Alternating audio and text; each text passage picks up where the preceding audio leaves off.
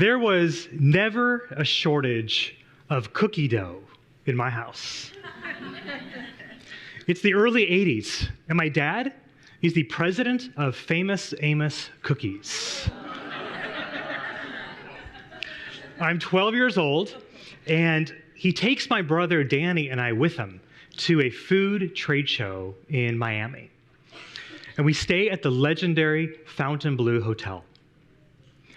While I have some vague memories of this trip, there's one memory that stands out clearly. We go to dinner, and as we're leaving, my brother and I notice right by the hostess stand this beautiful fountain. But instead of water inside this fountain, it's filled with Hershey's Kisses.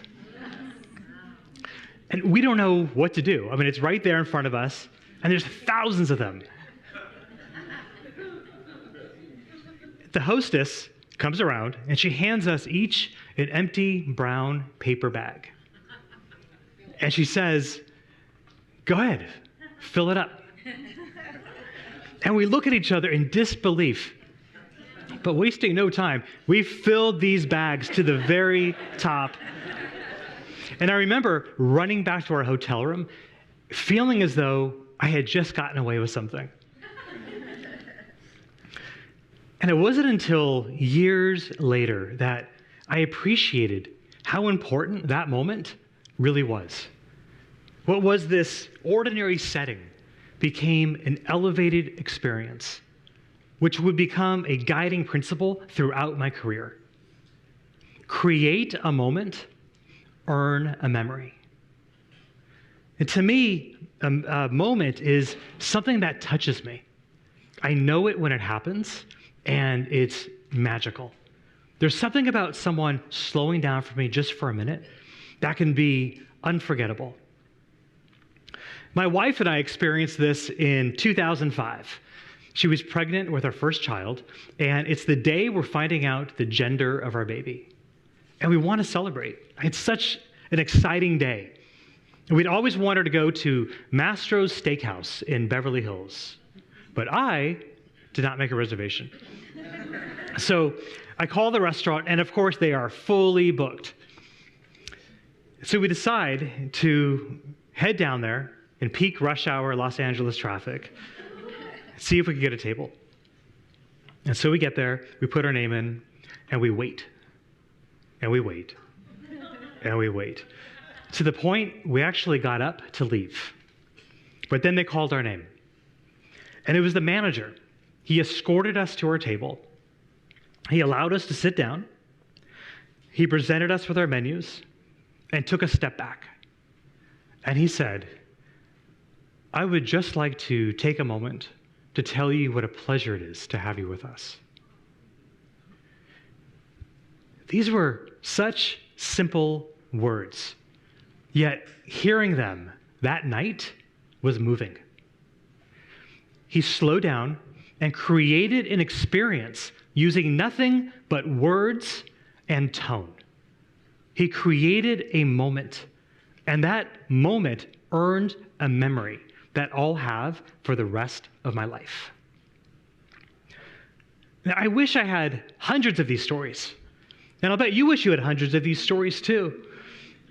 Companies slowing down for us to focus on us, and when they do, we'll share this with people. We like spreading good news.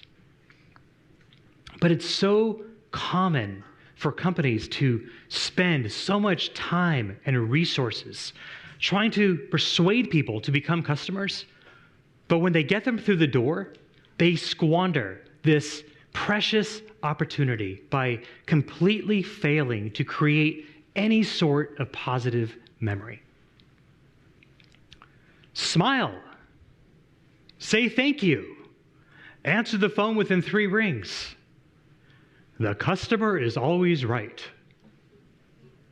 These are bullet points that so many companies consider to be great customer service.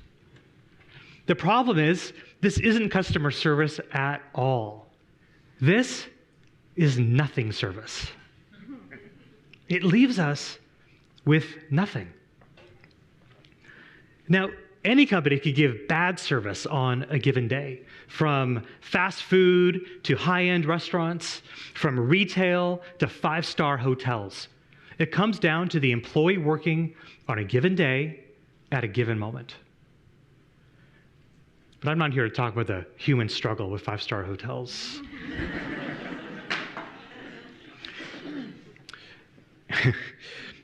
We all have our pet peeves when it comes to customer service. We all have what bothers us. For me, for instance, it's that it seems not too long ago, every single restaurant owner and their managers in the world must have gotten together in a room. It was a big room. And conspired. They conspired to have all their servers stop asking their customers, "How is everything?" and switch over to, "How's everything tasting?"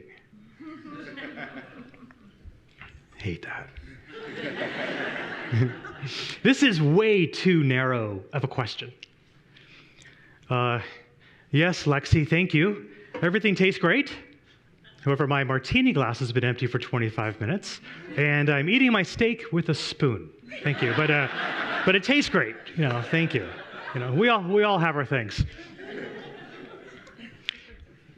The question companies should be answering for their customers is, would I return based on the service?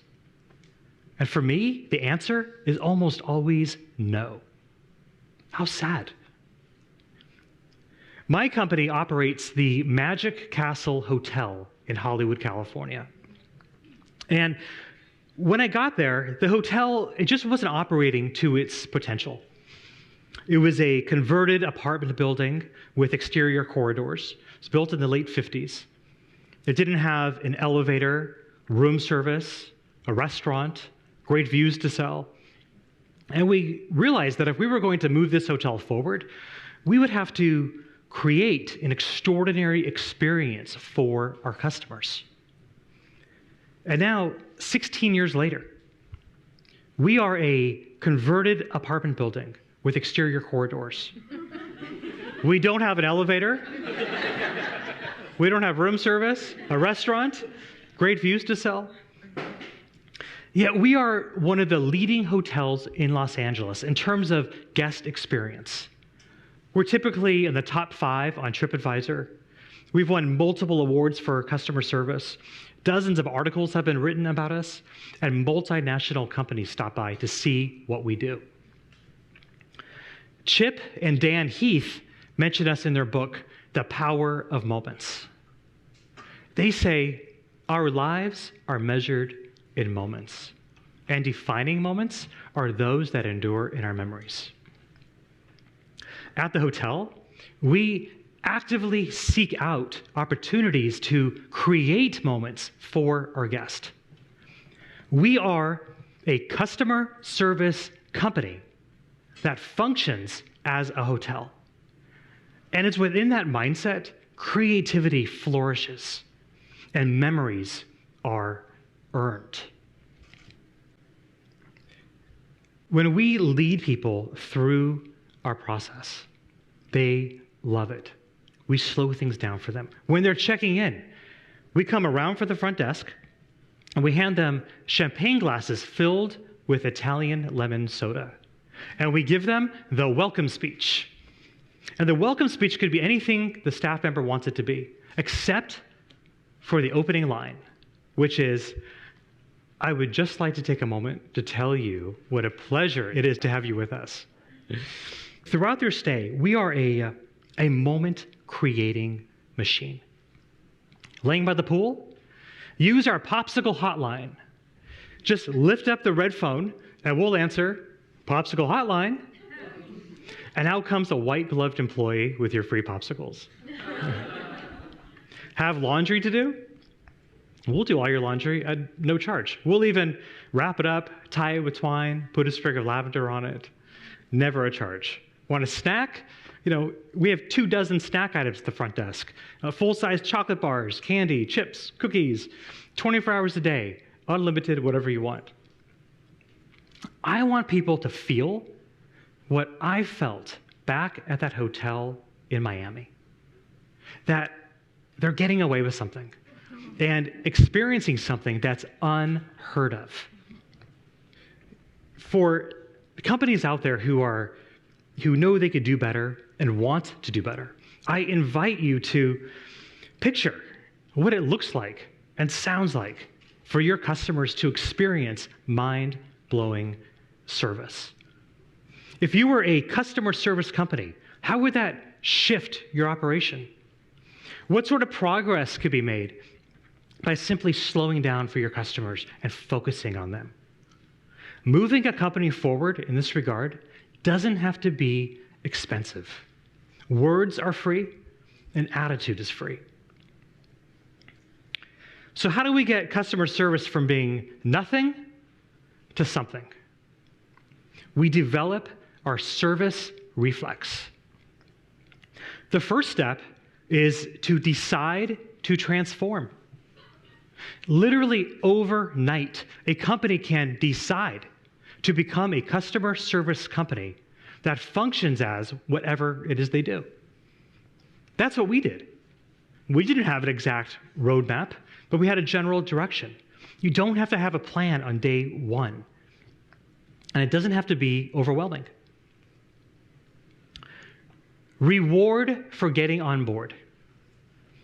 Our employees have to be motivated to go on that customer service ride with a company.